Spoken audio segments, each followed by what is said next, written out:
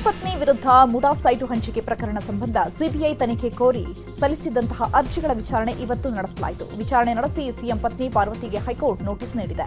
ಅಲ್ಲದೆ ಸಿಎಂ ಪರ ಯಾರು, ಸ್ನೇಹಮಯಿ ಕೃಷ್ಣ ಪರ ಯಾರು, ದೇವರಾಜು ಪರ ಯಾರು ಪ್ರತಿನಿಧಿಸುತ್ತಾರೆ ಎಂಬ ಮಾಹಿತಿ ಪಡೆದ ಪೀಠ ಎಲ್ಲ ಮನವಿಗಳು ಒಟ್ಟಿಗೆ ಬರಲಿ ಅಂತ ಮುಂದಿನ ವಿಚಾರಣೆಯನ್ನ ಸೆಪ್ಟೆಂಬರ್ 4ಕ್ಕೆ ಮುಂದೂಡಿಕೆ ಮಾಡಿದ್ದಾರೆ.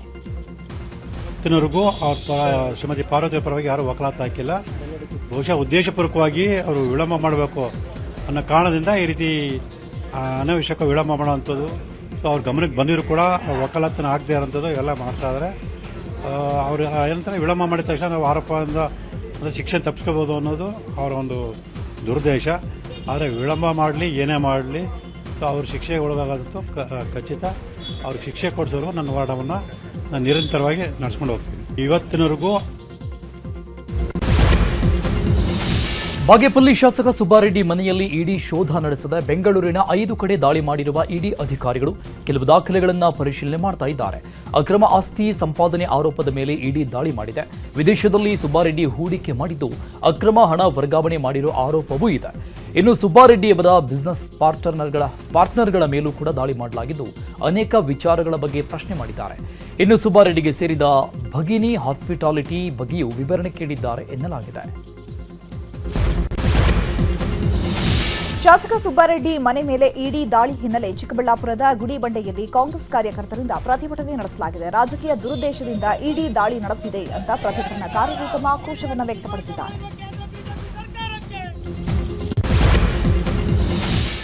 ಕಾಂಗ್ರೆಸ್ ಮುಖಂಡ ಜೋಳದ ಕೃಷ್ಣಪ್ಪ ಮನೆ ಮೇಲೆ ಕೇಂದ್ರ ಕಂದಾಯ ಇಲಾಖೆ ಅಧಿಕಾರಿಗಳು ದಾಳಿ ಮಾಡಿದ್ದಾರೆ.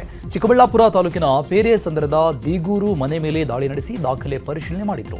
ವಿದೇಶಗಳಿಂದ ಅಕ್ರಮವಾಗಿ ಜೋಳ ಆಮದು ಮಾಡಿಕೊಳ್ತಾ ಇರುವ ಆರೋಪದ ಮೇಲೆ ದಾಳಿ ಮಾಡಲಾಗಿದೆ.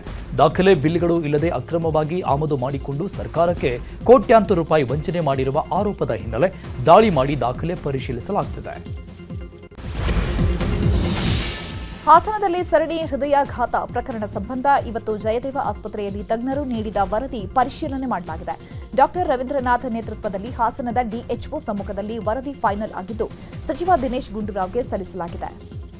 ಇನ್ನು ವರದಿಯಲ್ಲಿ ಅಚ್ಚರಿ ಸಂಗತಿಗಳನ್ನು ಉಲ್ಲೇಖ ಮಾಡಲಾಗಿದೆ. ಹಾಸನದಲ್ಲಿ ಮೇ, ಜೂನ್ನಲ್ಲಿ ಒಟ್ಟು 24 ಮಂದಿ ಹೃದಯಾಘಾತಕ್ಕೆ ಬಲಿಯಾಗಿದ್ದಾರೆ. ಇನ್ನು 24 ಮಂದಿಯಲ್ಲಿ 4 ಜನರಿಗೆ ಹೃದಯಾಘಾತವಾಗಿಲ್ಲ ಅಂತ ವರದಿಯಲ್ಲಿ ಉಲ್ಲೇಖಿಸಲಾಗಿದೆ.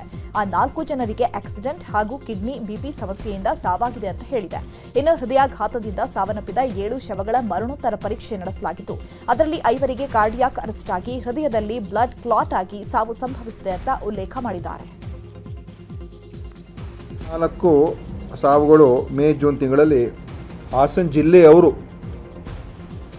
ಜಿಲ್ಲೆಯವರು ಆಗಿರುವಂಥದ್ದು ನಮಗೂ ಕೂಡ ಗೊತ್ತಿರುವಂಥ ವಿಷಯ. ಅದನ್ನು ಆ ಒಂದು 24 ಸಾವುಗಳನ್ನು ಅವರು ಅವರ ಒಂದು ಎನ್ಕ್ವೈರಿ ಮಾಡಿದ್ದಾರೆ. ಸೊ ಈ ಯಾವ್ಯಾವ ಕಾರಣಕ್ಕೋಸ್ಕರ ಇವರು ತೀರ್ಕೊಂಡಿದ್ದಾರೆ ಅಂತ ಗೊತ್ತಾದಾಗ ಇದರಲ್ಲಿ 24ರಲ್ಲಿ 4 ಜನ ಅವರು ಈ ಕಾರ್ಡಿಯಾಕ್ ಸಂಬಂಧಪಟ್ಟಿರ್ತಕ್ಕಂಥ ಮರಣ ಸಾವು ಅಲ್ಲ ಅಂತ ಹೇಳಿದ್ದಾರೆ. ಇನ್ನು ಉಳಿದಿರುವಂಥ 20 ಅದರಲ್ಲಿ 10 ಅದು ನೇರವಾಗಿ ಅಂದರೆ ಹೃದಯಕ್ಕೆ ಸಂಬಂಧಪಟ್ಟಿರ್ತಕ್ಕಂಥ ಸಾವುಗಳಂತ ಅವ್ರು ಹೇಳಿದ್ದಾರೆ. 10 ಕನ್ಫರ್ಮ್ಡ್ ಕಾರ್ಡಿಯಾಕ್ ಡೆತ್ಸ್. ಕೋಲಾರ ಜಿಲ್ಲೆಯ ಬಂಗಾರಪೇಟೆಗೆ ನಿಖಿಲ್ ಕುಮಾರಸ್ವಾಮಿ ಆಗಮಿಸಿದ್ದಾರೆ. ಜೆಡಿಎಸ್ ಸದಸ್ಯತ್ವ ನೋಂದಣಿ ಕಾರ್ಯಕ್ರಮದಲ್ಲಿ ಭಾಗಿಯಾಗಿದ್ದಾರೆ. ನಗರದಲ್ಲಿರುವ ಕೆಂಪೇಗೌಡ ಮತ್ತು ಡಾಕ್ಟರ್ ಬಿಆರ್ ಅಂಬೇಡ್ಕರ್ ಪುತ್ಥಳಿಗೆ ಮಾಲಾರ್ಪಣೆ ಮಾಡಿ ಬಳಿಕ ಜೀಪ್ ಹಾಗೂ ಎತ್ತಿನ ಬಂಡಿಯಲ್ಲಿ ರೋಡ್ ಶೋ ಮಾಡಿದರು. ಈ ವೇಳೆ ರಸ್ತೆ ಬದಿ ನಿಂತಿದ್ದ ವಿದ್ಯಾರ್ಥಿಗಳಿಗೆ ಕೈ ಬೀಸಿದ್ದಾರೆ.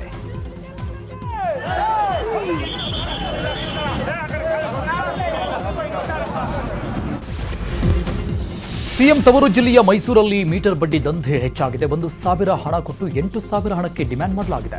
ಅಲ್ಲದೆ ಹಣ ಕೊಡದದ್ದಕ್ಕೆ ಉದಯಗಿರಿಯ ಸತ್ಯನಗರದ ನಿವಾಸಿ ಮಾಜರ್ ಪಾಷಾ ಮೇಲೆ ಹಲ್ಲೆ ಮಾಡಲಾಗಿದೆ. 2 ತಿಂಗಳ ಹಿಂದೆ 1,000 ಹಣ ಕೊಟ್ಟಿದ್ದ ಇರ್ಫಾನ್ ಇದೀಗ ಬಡ್ಡಿ 8,000 ಆಗಿದೆ ಕೊಡುವಂತ ಹಲ್ಲೆ ಮಾಡಿದ್ದಾರೆ. ಚಿತ್ರದುರ್ಗದ ರೇಣುಕಾಸ್ವಾಮಿ ಕೊಲೆ ಪ್ರಕರಣ ಸಂಬಂಧ ನಟ ದರ್ಶನ್ ಇವತ್ತು ಸೆಷನ್ಸ್ ಕೋರ್ಟ್ಗೆ ಹಾಜರಾಗಿದ್ದರು. ಆದರೆ ಪವಿತ್ರ ಗೌಡ ಸೇರಿದಂತೆ ಪ್ರಕರಣದ ಹಲವು ಆರೋಪಿಗಳು ಗೈರಾದ ಹಿನ್ನೆಲೆ ನ್ಯಾಯಾಧೀಶರು ಗರಂ ಆಗಿದ್ದು ಅನುಮತಿ ಇಲ್ಲದೆ ಗೈರಾಗಿರೋದು ಯಾಕೆ ಅಂತ ನ್ಯಾಯಾಧೀಶರು ಪ್ರಶ್ನೆ ಮಾಡಿದ್ದಾರೆ. ಅಲ್ಲದೆ ಆಗಸ್ಟ್ 12ಕ್ಕೆ ಎಲ್ಲ ಆರೋಪಿಗಳು ಮತ್ತೆ ಹಾಜರಾಗುವಂತೆ ಕೋರ್ಟ್ ಆದೇಶ ನೀಡಿದೆ. ಇನ್ನು ನಟ ದರ್ಶನ್ಗೆ ಡೆವಿಲ್ ಶೂಟಿಂಗ್ಗಾಗಿ ಥೈಲ್ಯಾಂಡ್ಗೆ ಹೋಗಲು ಈಗಾಗಲೇ ಕೋರ್ಟ್ ಅನುಮತಿ ನೀಡಿದೆ. ಇನ್ನೆರಡು 3 ದಿನಗಳಲ್ಲಿ ದರ್ಶನ್ ವಿದೇಶಕ್ಕೆ ಹಾರಲಿದ್ದಾರೆ.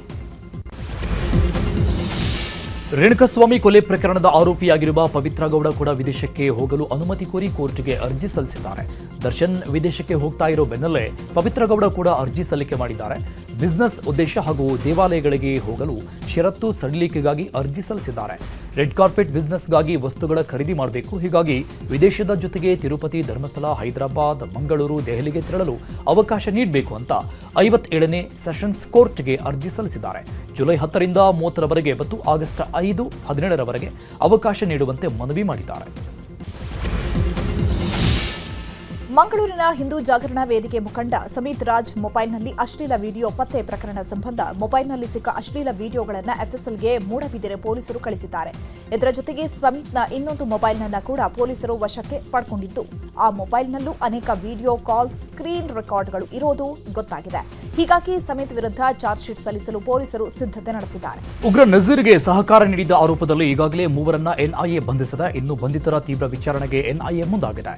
ನಿನ್ನೆ ತಡರಾತ್ರಿಯವರೆಗೂ 3ರನ್ನ ಪ್ರತ್ಯೇಕವಾಗಿ ವಿಚಾರಣೆ ಮಾಡಲಾಗಿತ್ತು. ವಿಚಾರಣೆ ವೇಳೆ ಮತ್ತೊಂದು ಸ್ಫೋಟಕ ವಿಚಾರ ಬಯಲಾಗಿದೆ. ಮನೋವೈದ್ಯ ನಾಗರಾಜ್ ಔಷಧದ ಬಾಕ್ಸ್ನಲ್ಲಿ ಮೊಬೈಲ್ ಇಟ್ಟು ಕಳುಹಿಸ್ತಾ ಇದ್ದಂತೆ. ಇಷ್ಟೇ ಅಲ್ಲದೆ ನಜೀರ್ ಹೇಳಿದ ಅಡ್ರೆಸ್ಗೆ ಹಲವು ಮೊಬೈಲ್ಗಳನ್ನ ನೀಡಲು ನಾಗರಾಜ್ ಮುಂದಾಗಿದ್ದ ಅನ್ನೋ ಅಂಶ ಈಗ ಬೆಳಕಿಗೆ ಬಂದಿದೆ. ಕಳೆದ 6 ತಿಂಗಳ ಹಿಂದೆ ನಾಗರಾಜ್ ಚಟುವಟಿಕೆ ಬಗ್ಗೆ ಗಮನ ಹರಿಸಲು ಎನ್ಐಎ ಮುಂದಾಗಿದೆ. ಗಾಳಿ ಆಂಜನೇಯ ಸ್ವಾಮಿ ದೇವಸ್ಥಾನದ ಇನ್ಮುಂದೆ ಮುಜರಾಯಿ ಇಲಾಖೆ ಸುಪರ್ದಿಗೆ ಬರ್ತಾ ಇದೆ. ಕೆಲವು ದಿನಗಳ ಹಿಂದೆ ದೇಗುಲದಲ್ಲಿ ಹುಂಡಿ ಹಣ ಎಣಿಕೆ ಮಾಡ್ತಾ ಇದ್ದಾಗ ಆಡಳಿತ ಮಂಡಳಿ ಸದಸ್ಯರು ಹಣ ಎಗರಿಸಿದ ಬಗ್ಗೆ ವರದಿಯಾಗಿತ್ತು. ಈ ವಿಚಾರ ಸಿಸಿಟಿವಿಯಲ್ಲೂ ದಾಖಲಾಗಿತ್ತು. ವಿಡಿಯೋ ವೈರಲ್ ಆಗ್ತಾ ಇದ್ದಂಗೆ ವರದಿ ನೀಡುವಂತೆ ಸರ್ಕಾರ ಸೂಚನೆ ಕೊಟ್ಟಿತ್ತು. ಸರ್ಕಾರಕ್ಕೆ ಮುಜರಾಯಿ ಇಲಾಖೆ ನೀಡಿದ ವರದಿ ಅನ್ವಯ ಮೈಸೂರು ರಸ್ತೆಯಲ್ಲಿರುವ ಗಾಳಿ ಆಂಜನೇಯ ದೇವಸ್ಥಾನವನ್ನ ಮುಜರಾಯಿ ಇಲಾಖೆಗೆ ವರ್ಗಾವಣೆಗೆ ಶಿಫಾರಸು ಮಾಡಲಾಗಿದೆ. ಹಬ್ಬದ ಖರ್ಚಿಗೆ ಹಣವಿಲ್ಲ ಅಂತ ಸರಗಳ್ಳತನ ಮಾಡ್ತಾ ಇದ್ದ 3 ಕಳ್ಳರನ್ನ ಪೊಲೀಸರು ಬಂಧಿಸಿದ್ದಾರೆ. ಚಿಕ್ಕಮಗಳೂರಿನಲ್ಲಿ ಮಹಿಳೆಯರ ಮಾಂಗಲ್ಯ ಸರ ಕದಿತಾ ಇದ್ದಂತಹ ಕಳ್ಳರಿಗೆ ಪೊಲೀಸರು ತಕ್ಕ ಶಾಸ್ತಿ ಮಾಡಿದ್ದಾರೆ. ಕಳ್ಳರು ಕಳ್ಳತನ ಮಾಡೋದು ಹೇಗೆ ಅಂತ ಗೂಗಲ್ನಲ್ಲಿ ತರಬೇತಿ ಪಡೆದು ಕಳ್ಳತನ ಮಾಡಿದ್ದಾರೆ. ಪಲ್ಸರ್ ಬೈಕ್ನಲ್ಲಿ ಬಂದು ಕಣ್ಣಿಗೆ ಕಾರದ ಪುಡಿ ಎರಚಿ ಮಾಂಗಲ್ಯ ಸರ ಕದ್ದೊಯ್ದಿದ್ದಾರೆ. ಈ ಬಗ್ಗೆ ಕಡೂರು, ಬೀರೂರು, ಸಿಂಗಟಗೆರೆ ಪೊಲೀಸ್ ಠಾಣೆಯಲ್ಲಿ ಪ್ರಕರಣ ದಾಖಲಾಗಿತ್ತು. ಸದ್ಯ ಕಳ್ಳರಾದ ಕಲ್ಲೇಶ್, ರಾಜು, ಬಸವರಾಜ್ನನ್ನ ಪೊಲೀಸರು ಬಂಧಿಸಿದ್ದಾರೆ.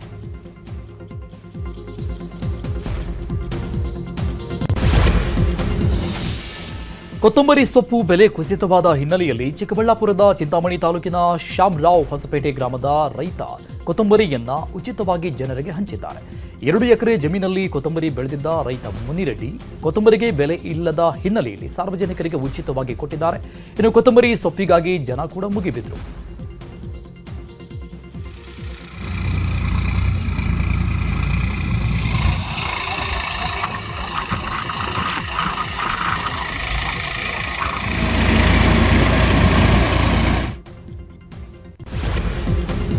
ಬೈಕ್ನ ಡೂಮ್ ಒಳಗೆ ನಾಗರಹಾವಿನ ಮರಿ ಪತ್ತೆ ಆಗಿರುವ ಘಟನೆ ಪುತ್ತೂರು ನಗರದ ಬೋಳುವಾರು ಎಂಬಲ್ಲಿ ನಡೆದಿದೆ. ಪಾರ್ಕ್ ಮುಂದೆ ಬೈಕ್ ಹಾಕಿದಾಗ ಹಾವು ಬೈಕ್ನ ಡೂಮ್ ಒಳಗೆ ಸೇರಿದೆ.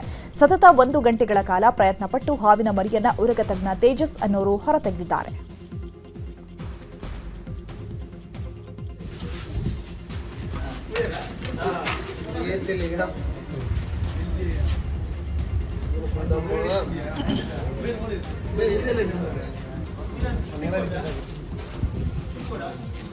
ನೆರಳಿ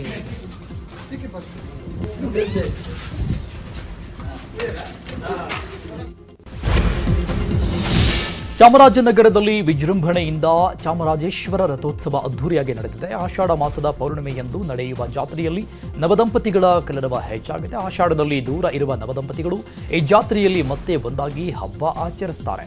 ಇನ್ನು ರಥಕ್ಕೆ ಹಣ್ಣು, ಧವನ, ಹೆಸರು, ಇಷ್ಟಾರ್ಥ ನೆರವೇರಲಿ ಅಂತ ಪ್ರಾರ್ಥನೆ ಮಾಡಿಕೊಳ್ತಾರೆ.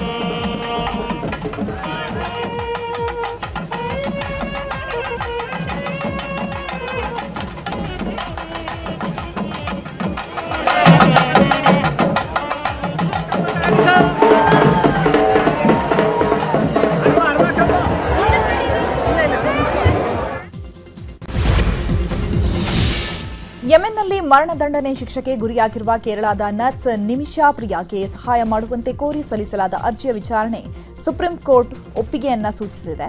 ಜುಲೈ 14ರಂದು ಸುಪ್ರೀಂ ಕೋರ್ಟ್ನಲ್ಲಿ ಅರ್ಜಿ ವಿಚಾರಣೆ ನಡೆಸಲಾಯಿತು. ಜುಲೈ 16ರಂದು ಎಂಎನ್ನಲ್ಲಿ ನಿಮಿಷಾ ಗಲ್ಲಿಗೇರಲಿದ್ದಾರೆ. ಹೀಗಾಗಿ ನಿಮಿಷಾ ಪ್ರಿಯಾ ಅವರನ್ನ ರಕ್ಷಿಸಲು ರಾಜತಾಂತ್ರಿಕ ಮಾರ್ಗಗಳನ್ನು ಬಳಸುವಂತೆ ಕೇಂದ್ರಕ್ಕೆ ನಿರ್ದೇಶನ ನೀಡಬೇಕು ಅಂತ ಕೋರಿ ಸುಪ್ರೀಂ ಕೋರ್ಟ್ಗೆ ಇಂಟರ್ನ್ಯಾಷನಲ್ ಆಕ್ಷನ್ ಕೌನ್ಸಿಲ್ ಎಂಬ ಸಂಸ್ಥೆ ಅರ್ಜಿ ಸಲ್ಲಿಸಿದೆ.